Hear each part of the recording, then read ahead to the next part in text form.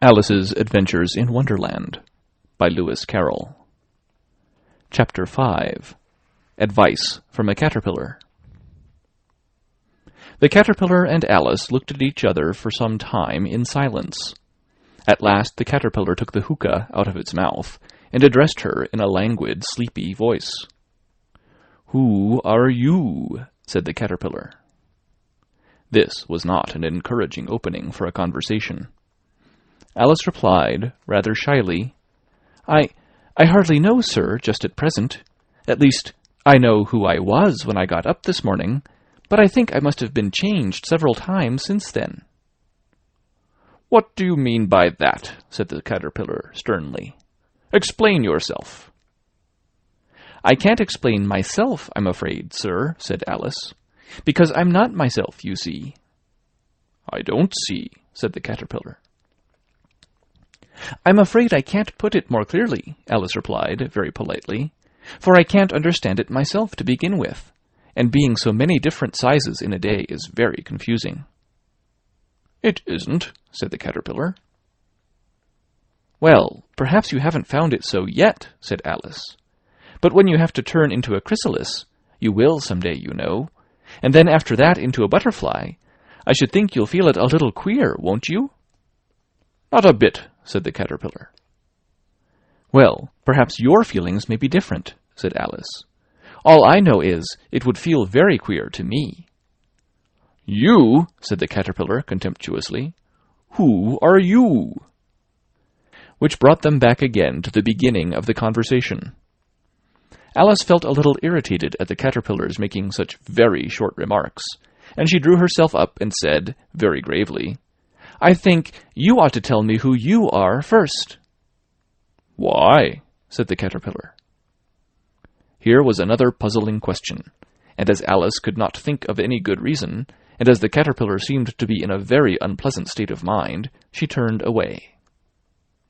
"Come back," the caterpillar called after her. "I've something important to say." This sounded promising, certainly. Alice turned and came back again. "Keep your temper," said the caterpillar. "Is that all?" said Alice, swallowing down her anger as well as she could. "No," said the caterpillar. Alice thought she might as well wait, as she had nothing else to do, and perhaps, after all, it might tell her something worth hearing. For some minutes it puffed away without speaking, but at last it unfolded its arms, took the hookah out of its mouth again, and said, "So you think you're changed, do you?" "I'm afraid I am, sir," said Alice. "I can't remember things as I used, and I don't keep the same size for 10 minutes together." "Can't remember what things?" said the caterpillar. "Well, I've tried to say, 'How doth the little busy bee?' but it all came different," Alice replied in a very melancholy voice. "Repeat, 'Your old Father William,'" said the caterpillar. Alice folded her hands and began. "You are old, Father William," the young man said, "and your hair has become very white. And yet you incessantly stand on your head. Do you think, at your age, it is right?" "In my youth," Father William replied to his son, "I feared it might injure the brain. But now that I'm perfectly sure I have none, why, I do it again and again." "You are old," said the youth, as I mentioned before, "and have grown most uncommonly fat. Yet you turned a back somersault in at the door. Pray, what is the reason of that?" "In my youth," said the sage, as he shook his grey locks, "I kept all my limbs very supple, by the use of this ointment, 1 shilling the box. Allow me to sell you a couple?" "You are old," said the youth, "and your jaws are too weak for anything tougher than suet. Yet you finished the goose, with the bones and the beak. Pray, how did you manage to do it?" "In my youth," said his father, "I took to the law, and argued each case with my wife, and the muscular strength which it gave to my jaw has lasted the rest of my life." "You are old," said the youth. "One would hardly suppose that your eye was as steady as ever. Yet you balanced an eel on the end of your nose. What made you so awfully clever?" "I have answered 3 questions, and that is enough," said his father. "Don't give yourself airs. Do you think I can listen all day to such stuff? Be off, or I'll kick you downstairs." "That is not said right," said the caterpillar. "Not "Quite right, I'm afraid," said Alice, timidly. "Some of the words have got altered." "It is wrong from beginning to end," said the caterpillar decidedly, and there was silence for some minutes. The caterpillar was the first to speak. "What size do you want to be?" it asked. "Oh, I'm not particular as to size," Alice hastily replied. "Only one doesn't like changing so often, you know." "I don't know," said the caterpillar. Alice said nothing. She had never been so much contradicted in her life before, and she felt that she was losing her temper. "Are you content now?" said the caterpillar. "Well, I should like to be a little larger, sir, if you wouldn't mind," said Alice. 3 inches is such a wretched height to be." "It is a very good height indeed," said the caterpillar angrily, rearing itself upright as it spoke. It was exactly 3 inches high. "But I'm not used to it," pleaded poor Alice in a piteous tone. And she thought to herself, "I wish the creatures wouldn't be so easily offended." "You'll get used to it in time," said the caterpillar, and it put the hookah into its mouth and began smoking again. This time Alice waited patiently until it chose to speak again. In a minute or two, the caterpillar took the hookah out of its mouth, and yawned once or twice, and shook itself. Then it got down off the mushroom, and crawled away in the grass, merely remarking as it went, "One side will make you grow taller, and the other side will make you grow shorter."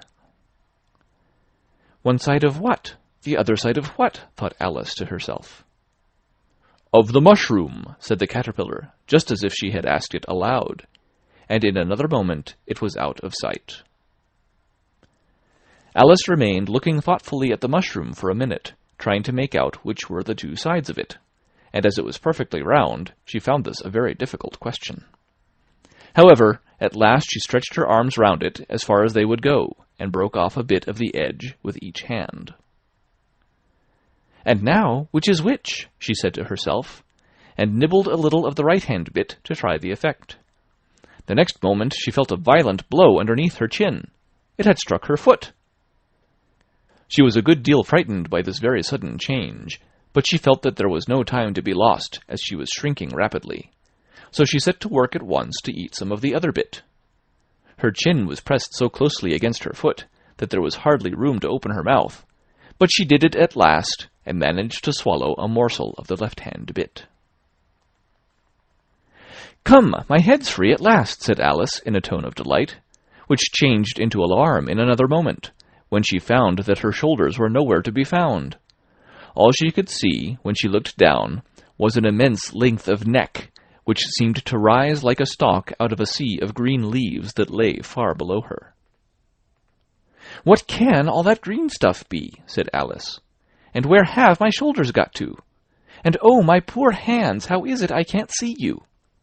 She was moving them about as she spoke, but no result seemed to follow, except a little shaking among the distant green leaves. As there seemed to be no chance of getting her hands up to her head, she tried to get her head down to them, and was delighted to find that her neck would bend about easily in any direction, like a serpent.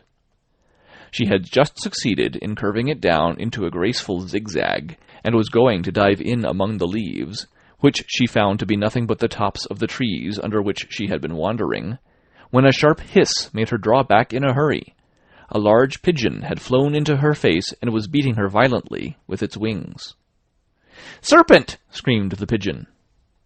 "I'm not a serpent," said Alice indignantly. "Let me alone." "Serpent, I say again!" repeated the pigeon, but in a more subdued tone, and added with a kind of sob, "I've tried every way, and nothing seems to suit them." "I haven't the least idea what you're talking about," said Alice. "I've tried the roots of trees, and I've tried banks, and I've tried hedges," the pigeon went on without attending to her. "But those serpents, there's no pleasing them." Alice was more and more puzzled, but she thought there was no use in saying anything more till the pigeon had finished. "As if it wasn't trouble enough hatching the eggs," said the pigeon. "But I must be on the lookout for serpents night and day. Why, I haven't had a wink of sleep these 3 weeks." "I'm very sorry you've been annoyed," said Alice, who was beginning to see its meaning. "And just as I'd taken the highest tree in the wood," continued the pigeon, raising its voice to a shriek, "and just as I was thinking I should be free of them at last, they must needs come wriggling down from the sky. Ugh, serpent!" "But I'm not a serpent, I tell you," said Alice. I'm a... "Well, what are you?" said the pigeon. "I can see you're trying to invent something." I'm a little girl," said Alice, rather doubtfully, as she remembered the number of changes she had gone through that day. "A likely story indeed," said the pigeon in a tone of the deepest contempt. "I've seen a good many little girls in my time, but never one with such a neck as that. No, you're a serpent, and there's no use denying it. I suppose you'll be telling me next that you have never tasted an egg." "I have tasted eggs, certainly," said Alice, who was a very truthful child. "But little girls eat eggs quite as much as serpents do, you know." "I don't believe it," said the pigeon. "But if they do, why then they're a kind of serpent, that's all I can say." This was such a new idea to Alice that she was quite silent for a minute or two, which gave the pigeon the opportunity of adding, "You're looking for eggs, I know that well enough, and what does it matter to me whether you're a little girl or a serpent?" "It matters a good deal to me," said Alice hastily, "but I'm not looking for eggs as it happens, and if I was, I shouldn't want yours. I don't like them raw." "Well, be off then," said the pigeon in a sulky tone, as it settled down again into its nest. Alice crouched down among the trees as well as she could, for her neck kept getting entangled among the branches, and every now and then she had to stop and untwist it. After a while, she remembered that she still held the pieces of mushroom in her hands, and she set to work very carefully, nibbling first at one and then at the other, and growing sometimes taller and sometimes shorter, until she had succeeded in bringing herself down to her usual height. It was so long since she had been anything near the right size that it felt quite strange at first, but she got used to it in a few minutes and began talking to herself as usual. "Come, there's half my plan done now. How puzzling all these changes are. I'm never sure what I'm going to be from one minute to another. However, I've got back to my right size. The next thing is to get into that beautiful garden. How is that to be done, I wonder?" As she said this, she came suddenly upon an open place, with a little house in it about 4 feet high. "Whoever lives there," thought Alice, "it'll never do to come upon them this size. Why, I should frighten them out of their wits." So she began nibbling at the right-hand bit again, and did not venture to go near the house till she had brought herself down to 9 inches high. End of Chapter 5. Recorded December 28th, 2005, in Longmont, Colorado.